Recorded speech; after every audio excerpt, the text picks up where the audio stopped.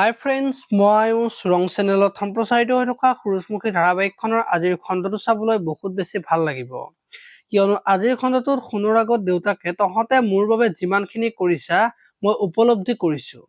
গতিকে তহঁতক মোৰ সন্তান নহয় বুলি ক'ব নোৱাৰো বুলি ক'ব আৰু পুৰণি ফটোখিনি চাই আগৰ কথাবিলাক মনত কৰি থাকিব।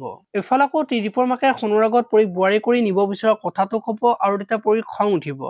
আৰু মই বীজৰ স্থান কাকো দিব নোৱাৰো বুলি তই ডাইৰেক্টলি কিয় নকলি বুলি ক'ব আৰু তই কেনেকৈ ভাবিলি মই যে আকৌ বিয়াত বহিম বুলি শুনকৈ পৰি কান্দি থকা দেখিবলৈ পাব।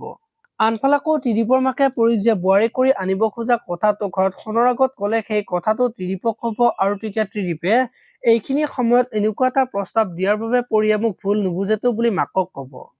আৰু তেতিয়া মাকে ভুল বুজিলে তই শুধৰাই লবি বুলি ত্ৰিদীপক কোৱা দেখিবলৈ পাব।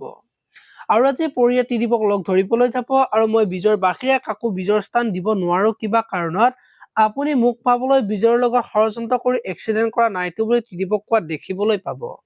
আপোনালোকে সূৰুযমুখী ধাৰাবাহিকখন চাই কেনেকুৱা পায় কমেন্ট কৰি জনাব আৰু যদি আপোনালোকে এতিয়ালৈকে চেনেলটো ছাবস্ক্ৰাইব কৰা নাই তেতিয়াহ'লে চেনেলটো ছাবস্ক্ৰাইব কৰি ভিডিঅ'টোত এটা লাইক কৰি দিব। ধন্যবাদ।